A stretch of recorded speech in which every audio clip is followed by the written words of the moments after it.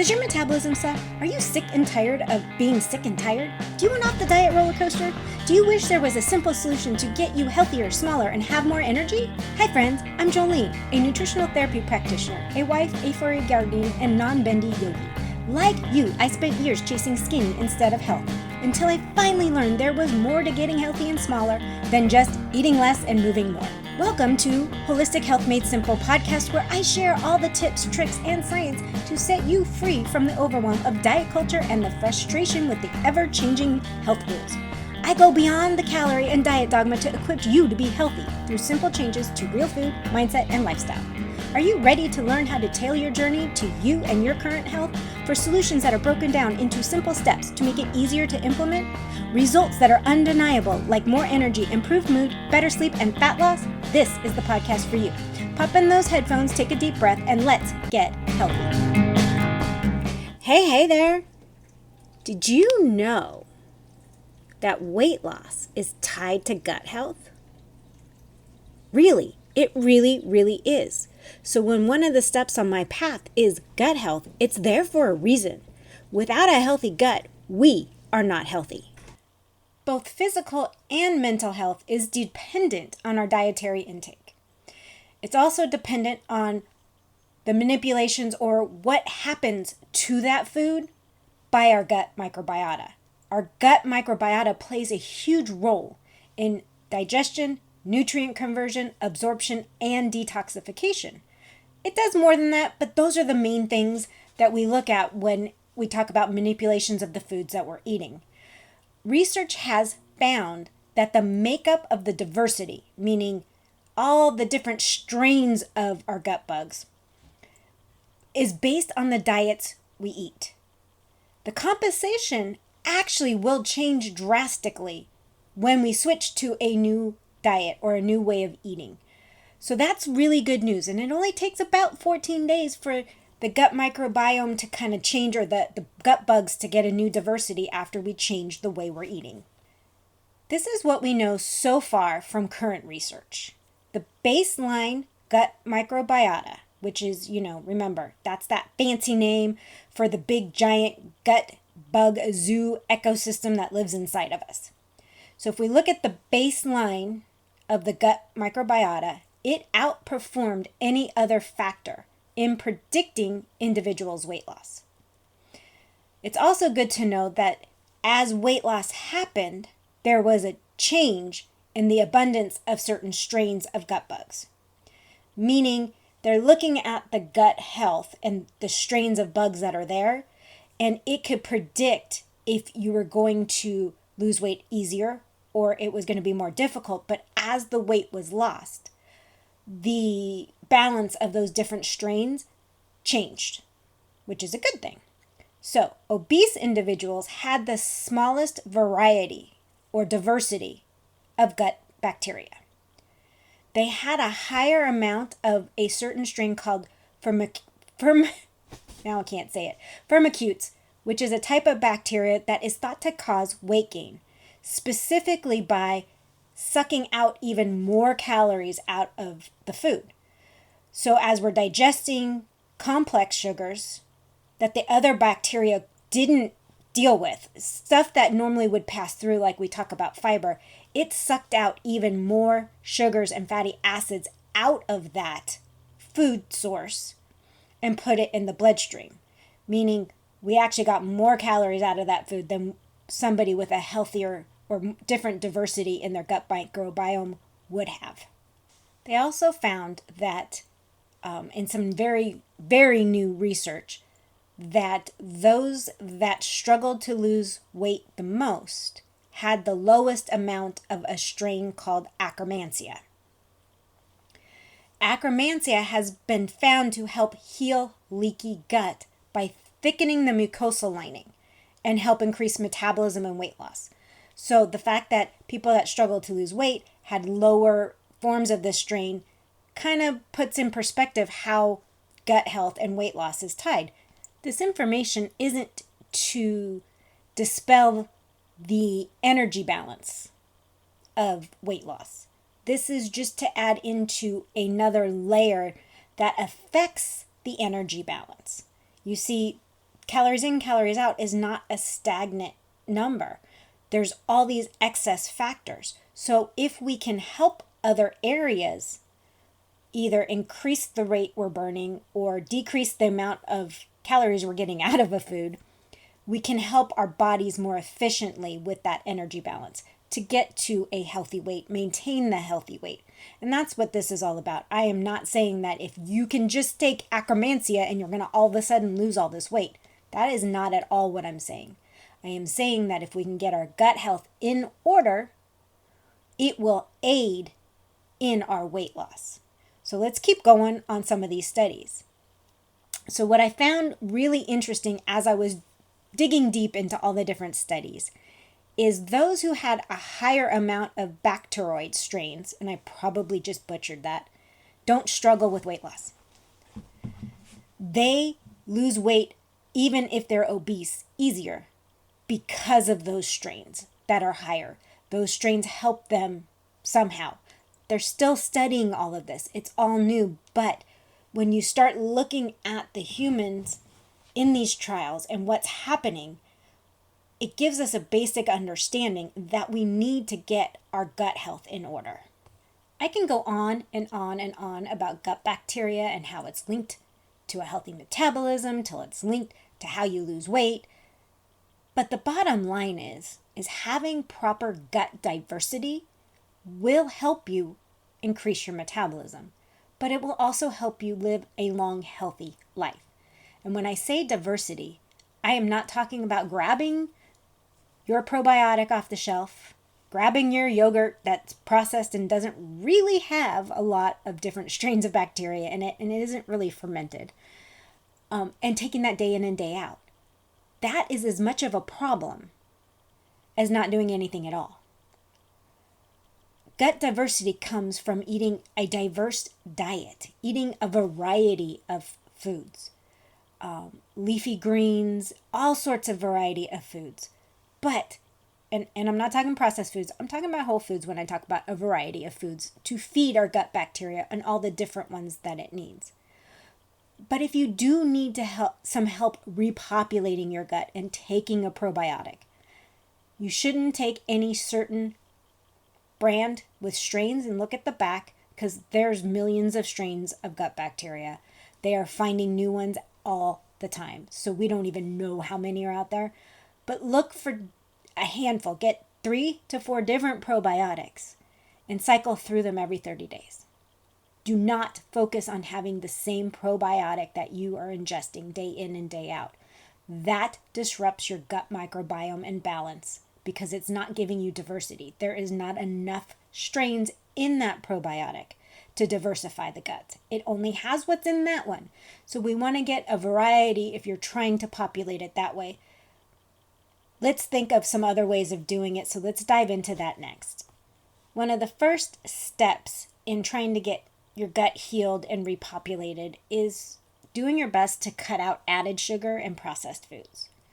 Sugar and processed foods tend to feed the types of bacteria that throw us further into dysbiosis.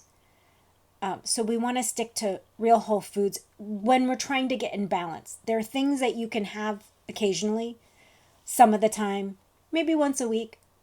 But when we're trying to work on getting this balance, we want to stick to whole foods as much as possible to feed and balance out our gut bacteria. The different strains will take what they need from that real whole foods. If you suspect a leaky gut, or you know you have some issues of that nature, try to source out some Akkermansia. It's not as easy to find. It's a newer strain on the market, but there is one in the US at least for 30 days. Just to help populate what's going on there. 30 to 60 days, especially if you do know you have leaky gut, maybe a 60-day round. I don't really love, like I just said, taking probiotics longer than that because it can throw other things out of balance. But to try to populate that strain to help with the gut line, the stomach lining, the mucus lining, and also when you're having the Akkermansia, stick to foods that feed it, because you do have some in you. They need to populate and grow. So what we want to do is stick to certain foods or add in and make sure we're adding in certain foods that help feed the Akkermansia bacteria, because there is some inside you. So we want to make sure that we're feeding it properly, which stick to red, blue, and purple produce. The ones heavy with polyphenols. They will help Akkermansia populate and get back into a more positive balance. So what else can we do to help diversify our gut bacteria or help feed the good stuff and balance it back out? For decades, we have been told to eat plenty of fiber because it helps feed the gut bacteria. However, there's a recent study that while fiber does feed the gut bacteria, there's also another way. Yay for those of us who do not do well with an abundance of fiber. Some of us only do well with a little bit of fiber. We don't do well with an abundance of fiber. And if you're curious about my whole fiber theory, go back to an older episode about fiber that I did. We are now going to enter the crazy world of ferments. A 17-week study found that fermented foods and drinks outperformed increased fiber intake for diversifying and increasing the gut microbiome.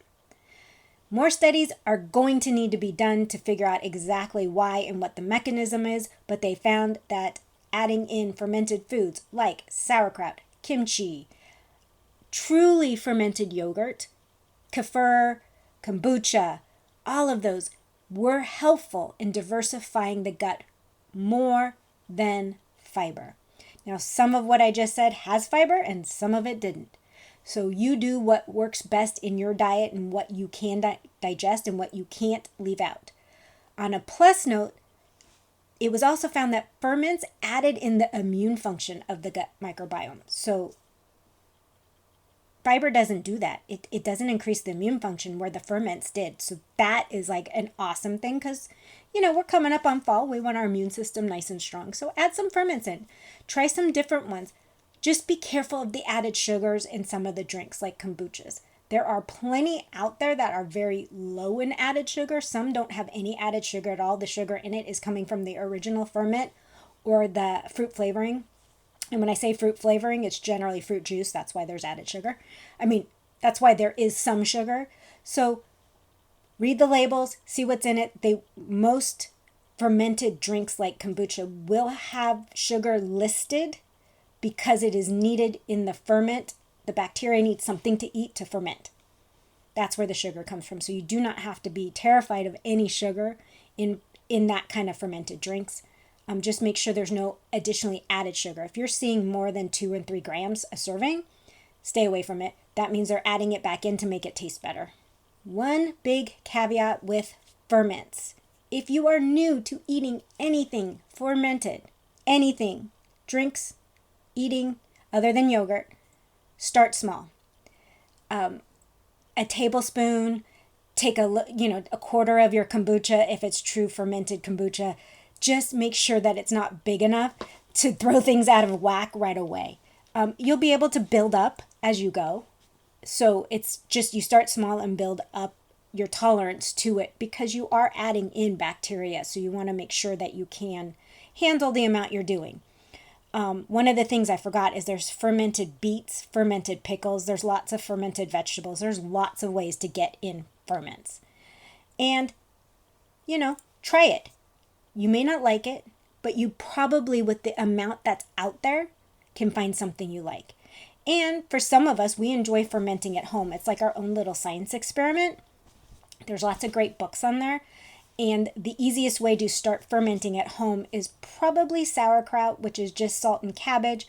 Or if you want to try making your hand at making your own kombucha, it's really fun. And you just get a starter kit off of something like Amazon. I'll throw a link down below of one of my favorite suppliers off Amazon so that you can try to make some of your ferments at home.